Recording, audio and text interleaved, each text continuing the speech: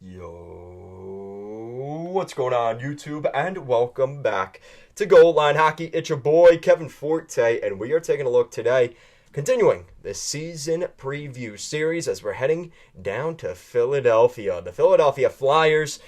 I know you guys are a rowdy bunch, and a little bit more rowdy than usual this offseason, as things did not go your way, to say the least. I've already talked about this. Go through my Flyers playlist recently. I've talked about Chuck Fletcher, my thoughts on the offseason for the Flyers, how they missed on Gaudreau, who was just sitting there wide open, waiting for a fly ball, never came. So we're going to talk about the Flyers. And I'm going to try and be positive here, but this is not that video. And the problem is, the Flyers, you look at their additions, they bring in Nicolas Deslauriers, who I do think is a good fit there. He's a little over.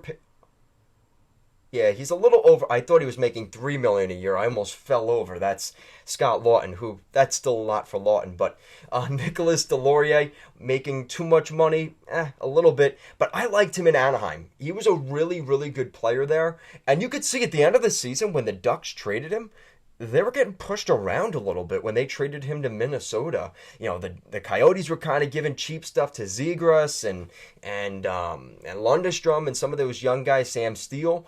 That is an integral part of your team, and I think that especially with new head coach John Tortorella, I'm sure he had some say on that. So Nicolas Deslauriers comes in. I think that's a great fit there.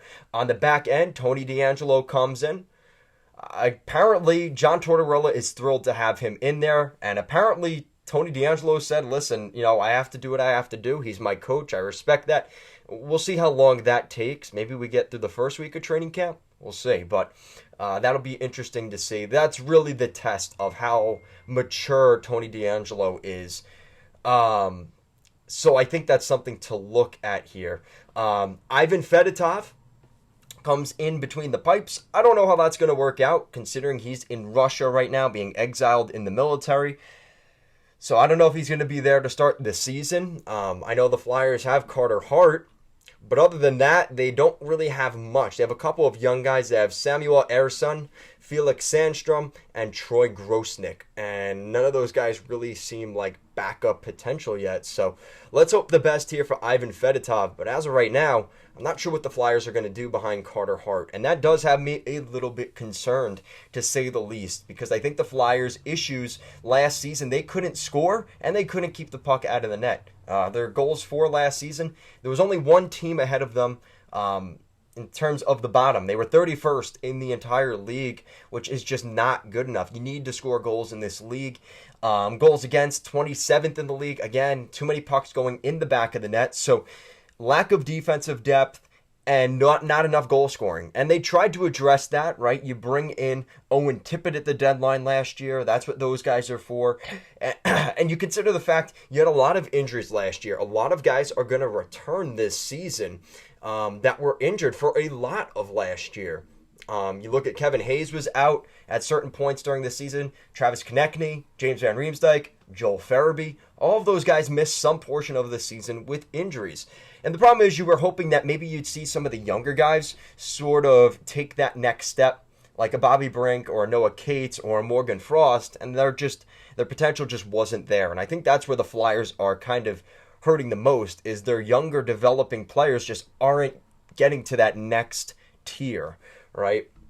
Same thing for the blue line. Ivan Provorov had a bad season last year, and I'm happy the Flyers didn't trade him because they wouldn't have gotten the value that is correct for him. He had a bad season last year, and again, when you consider the fact that his line mate, his defensive pair with Ryan Ellis was out pretty much 95% of this season, it's very difficult to get anything done. He was way overplayed. He was trying to overcompensate, and you see that on plenty of teams. You saw that even in Vegas with Shea Theodore last year and Alex Pietrangelo.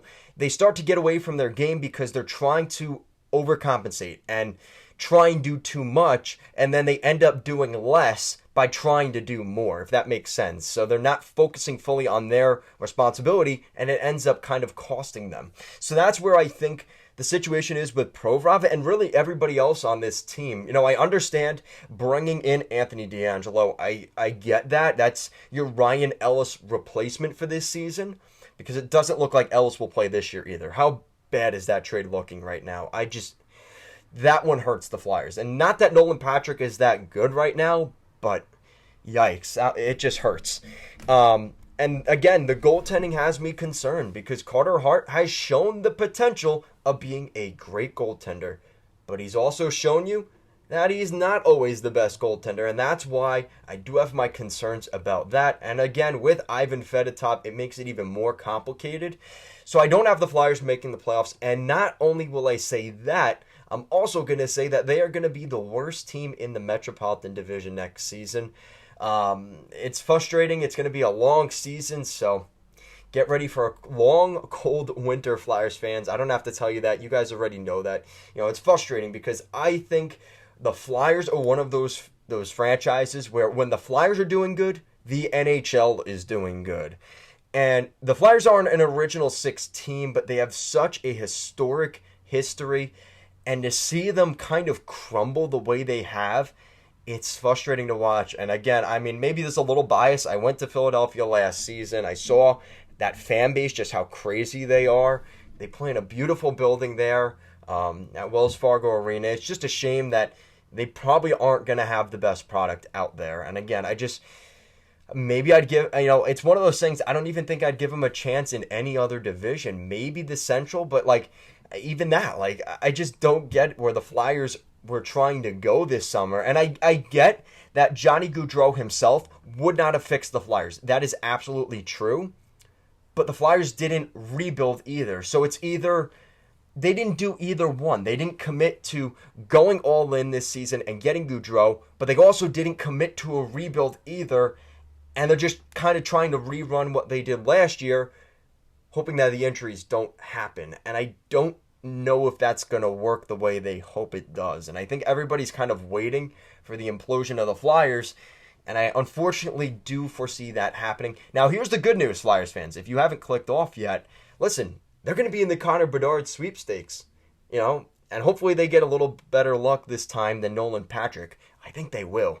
I think Connor Bedard will be a guy that will be probably on the highlight reel of most Flyers fans this season. He'll be on the radar because I think that's your glimmer of hope here. And even the kid that's second overall, some Russian kid, I think he's going to be really Matvei Michev.